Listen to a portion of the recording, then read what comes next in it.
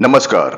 Story with Ranjit में आपका स्वागत है। इस वीडियो के माध्यम से मैं आपको सुनाऊंगा मुंशी प्रेमचंद की कहानी गुल्ली डंडा। गुल्ली डंडा का मुख्य उद्देश्य है बचपन की समानता और बड़े होने के बाद सामाजिक और आर्थिक असमानता के कारण रिश्तों में आने वाली दूरी को दर्शाना है। यह कहानी महान साहित्यकार मुंशी प्रेमचंद की है और यह सामाजिक असमानता के कारण मनुष्य के व्यवहार में आने वाले बदलाव को दर्शाती है। आजकल के बच्चे गुल्ली डंडा का खेल नहीं खेलते हैं। आजकल के बच्चे मोबाइल और सोशल मीडिया पर जो गेम है उसी को खेलते हैं। उन्हें पता ही नहीं कि गुल्ली डंडा भी कोई खेल होता है। गांव में वैसे बच्चे हैं जो गुल्ली डंडा खेलते हैं, डोल पात खेलते हैं। अब तो वहां भी बंद हो गया है, तो कैसे जानेंगे कि गुल्ली डंडा भी कोई खेल है। चलिए मुंशी प्रेमचंद की इस कहानी के द्वारा हम समझते हैं कि गुल्ली डंडा खेल क्या है और उसमें सामाजिक आर्थिक असमानता को किस तरह से दर्शाया गया है। एक बार जरूर सुनिएगा। कहानी सुनाने का मेरा उद्देश्य यही है कि आपको पढ़ने का समय नहीं मिलता होगा, तो कम से कम मेरे वीडियो के माध्यम से कई तरह की कहानी आप सुन सकते हैं स्टोरी विथ रंजीत पर। तो लीजिए, प्रस्तुत है कहानी गुल्ली डंडा। हमारे अंग्रेजी दोस्त माने या ना माने, मैं तो यही कहूंगा कि गुल्ली डंडा सब खेलों का राजा है। अब भी कभी लड़कों को गुल्ली डंडा खेलते देखता हूं तो जी लोटपोट हो जाता है कि उनके साथ जाकर खेलने लगूं। ना लान की जरूरत, ना कोट की, ना नेट की, ना थापी की। मजे से किसी पेड़ से एक टहनी काट ली, गुल्ली बना ली और दो आदमी भी आ जाए तो खेल शुरू हो गया। विलायती खेलों में सबसे बड़ा ऐब है कि उसके सामान महंगे होते हैं। जब तक कम से कम 1 सैकड़ा न खर्च कीजिए, खिलाड़ियों में शुमार ही नहीं हो पाता। यह गुल्ली डंडा है जो बिना हर्रे फिटकिरी के चोखा रंग देता है, पर हम अंग्रेजी चीजों के पीछे ऐसे दीवाने हो जाते हैं कि अपनी सभी चीजों से अरुचि हो गई। स्कूलों में हर एक लड़के से 3-4 रुपए सालाना केवल खेलने की फीस ली जाती है। किसी को यह नहीं सोचता कि भारतीय खेल खिलाए जो बिना दाम कौड़ी के खेले जाते हैं। अंग्रेजी खेल उनके लिए है जिनके पास धन है। गरीब लड़कों के सिर क्यों यह व्यसन मढ़ते हो। ठीक है, गुल्ली से आंख फूट जाने का भय रहता है, तो क्या क्रिकेट से सिर फूट जाने, तिल्ली फट जाने, टांग टूट जाने का भय नहीं रहता। अगर हमारे माथे में गुल्ली का दाग आज तक बना हुआ है तो हमारे कई दोस्त ऐसे भी हैं जो थापी को बैसाखी में बदल बैठे। यह अपनी अपनी रुचि है। मुझे गुल्ली ही सब खेलों से अच्छी लगती है और बचपन की मीठी स्मृतियों में गुल्ली ही सबसे मीठी है। वह प्रातः काल घर से निकल जाना, वह पेड़ पर चढ़कर टहनियां काटना और गुल्ली डंडे बनाना, वह उत्साह, वह खिलाड़ियों के जमघटे हैं, वह पदना और पदाना, वह लड़ाई झगड़े, वह सरल स्वभाव जिससे छूत अछूत अमीर गरीब का बिल्कुल भेद न रहता था, जिसमें अमीराना चोचलों की, प्रदर्शन की, अभिमान की गुंजाइश ही न थी। यह उसी वक्त भूलेगा जब जब घर वाले बिगड़ रहे हैं, पिताजी चौके पर बैठे वेग की रोटियों पर अपना क्रोध उतार रहे हैं, अम्मा की दौड़ केवल द्वार तक है, लेकिन उनकी विचारधारा में मेरा अंधकारमय भविष्य टूटी हुई नौका की तरह डगमगा रहा है और मैं हूं कि पदाने में मस्त हूं। न नहाने की सुधि है न खाने की। गुल्ली है तो जरा सी, पर उसमें दुनिया भर की मिठाइयों की मिठास और तमाशों का आनंद भरा हुआ है। मेरे हमजोलियों में एक लड़का गया नाम का था। मुझसे 2-3 साल बड़ा होगा। दुबला, बंदरों की सी लंबी लंबी पतली पतली उंगलियां, बंदरों की सी चपलता, वही झल्लाहट। गुल्ली कैसी ही हो, पर इस तरह लपकता था जैसे छिपकली कीड़ों को लपकती है। मालूम नहीं उसके माँ बाप थे या नहीं, कहां रहता था, क्या खाता था, पर था हमारे गुल्ली क्लब का चैंपियन। जिसकी तरफ वह आ जाए उसकी जीत निश्चित थी। हम सब उसे दूर से आते देख उसका दौड़कर स्वागत करते थे और अपना गोइया बना लेते थे। एक दिन मैं और गया दो ही खेल रहे थे। वह पदा रहा था, मैं पद रहा था। मगर कुछ विचित्र बात है कि पदाने में हम दिन भर मस्त रह सकते हैं, पदना 1 मिनट का भी अखरता है। मैंने गला छुड़ाने के लिए सब चालें चली, पर ऐसे अवसर पर शास्त्र विहित न होने पर भी क्षम है। लेकिन गया अपना दांव लिए बगैर मेरा पिंड न छोड़ता था। मैं घर की ओर भागा। अनुनय विनय का कोई असर न हुआ था। गया ने मुझे दौड़कर पकड़ लिया और डंडा तानकर बोला, मेरा दांव देकर जाओ। पदाया तो बड़े बहादुर बनके, पदने के बेर क्यों भागे जाते हो? तुम दिन भर पदाओ तो मैं दिन भर पदता रहूं? हां, तुम्हें दिन भर पदना पड़ेगा। न खाने जाऊं न पीने जाऊं? हां, मेरा दांव दिए बिना कहीं नहीं जा सकते। मैं तुम्हारा गुलाम हूं? हां, मेरे गुलाम हो। मैं घर जाता हूं, देखो मेरा क्या कर लेते हो। घर कैसे जाओगे? कोई दिलगी है? दांव दिया है, दांव लेंगे। अच्छा, कल मैं अमरूद खिलाया था, वह लौटा दो। वह तो पेट में चला गया। निकालो पेट से। तुमने क्यों खाया मेरा अमरूद? अमरूद तुमने दिया, तब मैंने खाया। मैं तुमसे मांगने ना गया था। जब तक मेरा अमरूद न दोगे, मैं दांव न दूंगा। मैं समझता था न्याय मेरी ओर है। आखिर मैंने किसी स्वार्थ से ही उसे अमरूद खिलाया होगा, और निस्वार्थ किसी के साथ सलूक करता है। भिक्षा तक तो स्वार्थ के लिए देते हैं। जब गया ने अमरूद खाया तो फिर उसे मुझसे दांव लेने का क्या अधिकार है? रिश्वत देकर तो लोग खून पचा जाते हैं। यह मेरा अमरूद यूं ही हजम कर जाएगा? अमरूद पैसे के 5 वाले थे, जो गया के बाप को भी नसीब न होंगे। यह सरासर अन्याय था। गया ने मुझे अपनी ओर खींचते हुए कहा, दांव मेरा देकर जाओ। अमरूद समरूद मैं नहीं जानता। मुझे न्याय का बल था, वह अन्याय पर डटा हुआ था। मैं हाथ छुड़ाकर भागना चाहता था, वह मुझे जाने न देता। मैंने उसे गाली दी, उसने उससे कड़ी गाली दी, और गाली ही नहीं, एक चांटा जमा दिया। मैंने उसे दांत काट लिया, उसने मेरी पीठ पर डंडा जमा दिया। मैं रोने लगा। गया मेरे इस अस्त्र का मुकाबला न कर सका। मैंने तुरंत आंसू पोंछ डाले, डंडे की चोट भूल गया और हंसता हुआ घर पहुंचा। मैं थानेदार का लड़का एक नीच जात के लौंडे के हाथों पीट गया। यह मुझे उस समय भी अपमानजनक मालूम हुआ, लेकिन घर में किसी से शिकायत न की। उन्हीं दिनों पिताजी का वहां से तबादला हो गया। नई दुनिया देखने की खुशी में ऐसा फूला कि अपने हमजोलियों से बिछुड़ जाने का बिल्कुल दुख न हुआ। पिताजी दुखी थे। वह बड़ी आमदनी की जगह थी। अम्मा जी भी दुखी थी। यहां सब चीज सस्ती थी और मोहल्ले की स्त्रियां से घराव सा हो गया था।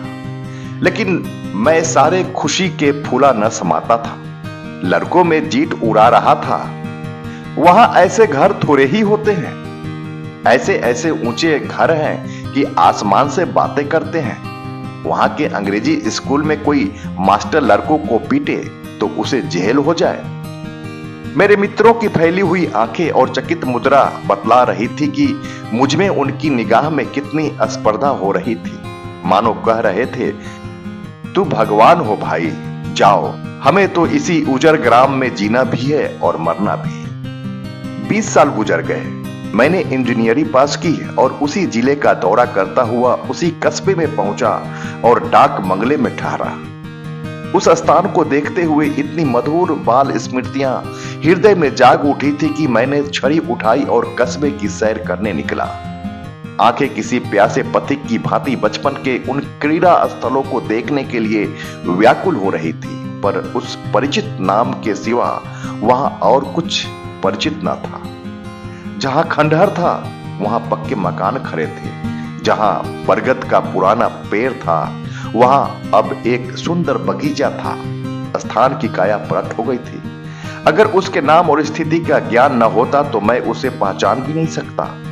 बचपन की संचित और अमर स्मृतियां बाहें खोले अपने उन पुराने मित्रों को गले से मिलने को अधीर हो रही थी, मगर वह दुनिया बदल गई थी। ऐसा जी होता था कि उस धरती से लिपटकर रोऊं और कहूं, तुम मुझे भूल गई, मैं तो अब भी तुम्हारा वही रूप देखना चाहता हूं।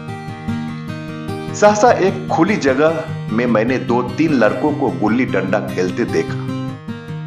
एक क्षण के लिए मैं अपने को बिल्कुल भूल गया कि मैं एक ऊंचा अफसर हूं। साहसी ठाट में, रौब और अधिकार के आवरण में जाकर एक लड़के से पूछा, क्यों बेटे, यहां कोई गया नाम का आदमी रहता है? एक लड़के ने गुल्ली डंडा समेटकर सहमे हुए स्वर में कहा, कौन गया? गया चमार। मैंने यूं ही कहा, हां वही।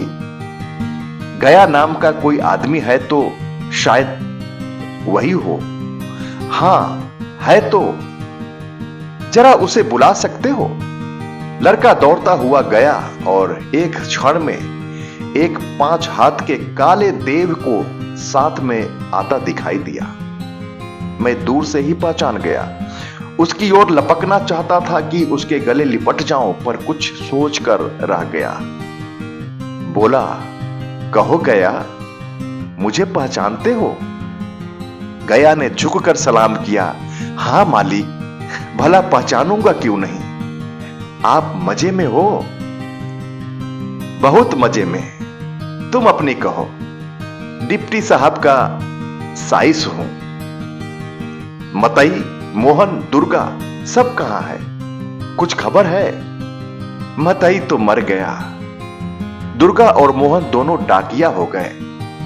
आप? मैं तो जिले का इंजीनियर हूं। सरकार तो पहले ही बड़े जहीन थे, अब कभी गुल्ली डंडा खेलते हो? गया ने मेरी ओर प्रश्न भरी आंखों से देखा। अब गुल्ली डंडा क्या खेलूंगा सरकार, अब तो धंधे से छुट्टी नहीं मिलती। आओ आज हम तुम खेलें, तुम पदाना हम पदेंगे। तुम्हारा एक दांव हमारे ऊपर है, वह आज ले लो। गया बड़ी मुश्किल से राजी हुआ। वह 18 टके का मजदूर, मैं एक बड़ा अफसर, हमारा और उसका क्या जोर। बेचारा झेप रहा था, लेकिन मुझे भी कुछ कम झेप न थी। इसलिए नहीं कि मैं गया के साथ खेलने जा रहा था, बल्कि इसलिए कि लोग इस खेल को अजूबा समझकर इसका तमाशा बना लेंगे और अच्छी खासी भीड़ लग जाएगी।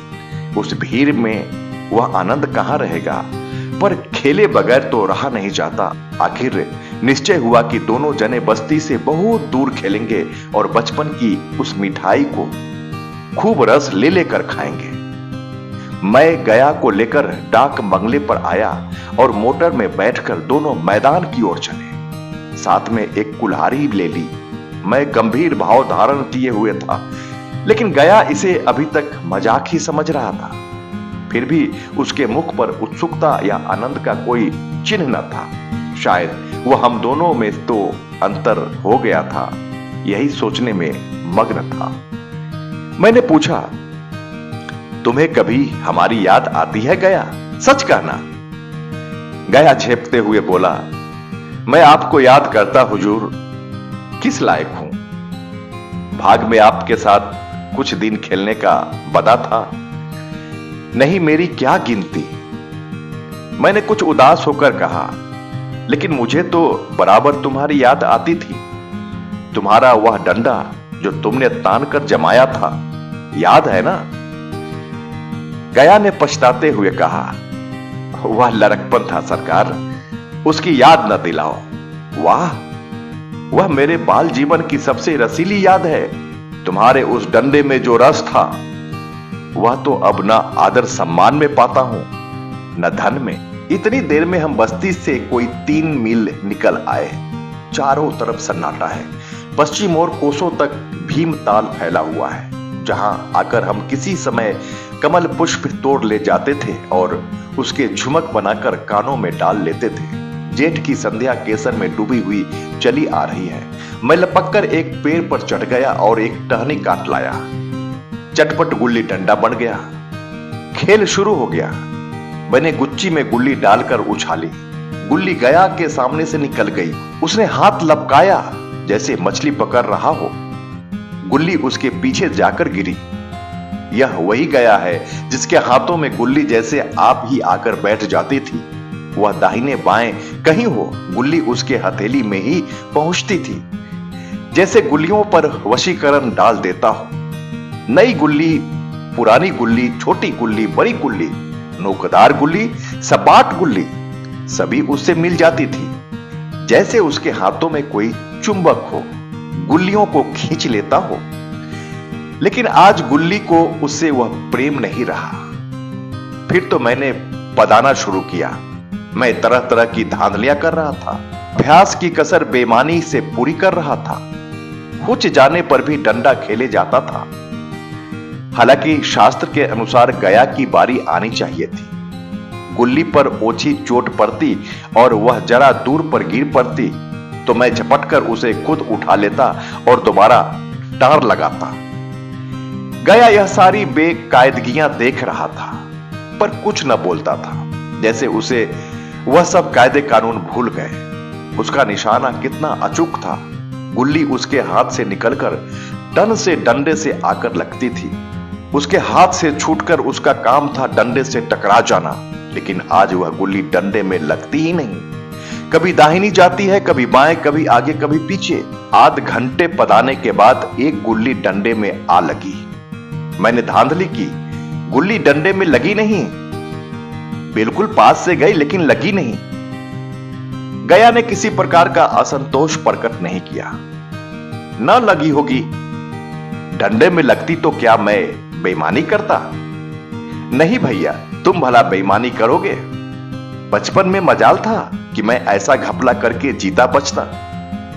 यही गया गर्दन पर चढ़ बैठता, लेकिन आज मैं उसे कितनी आसानी से धोखा दिए चला जाता था। गधा है, सारी बातें भूल गया। सहसा गुल्ली फिर डंडे से लगी और इतनी जोर से लगी जैसे बंदूक छुटी हो। इस प्रमाण के सामने अब किसी तरह की धांधली करने का साहस मुझे इस वक्त भी न हो सका। लेकिन क्यों न एक बार सबको झूठ बताने की चेष्टा करूं। मेरा हरज ही क्या है?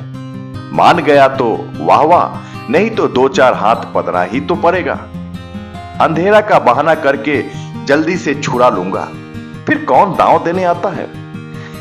गया ने विजय को उल्लास में कहा। लग गई, लग गई, टन से बोली। मैंने अनजान बनने की चेष्टा करके कहा, तुमने लगते देखा? मैंने तो नहीं देखा। टन से बोली है सरकार। और जो इस ईंट से टकरा गई हो?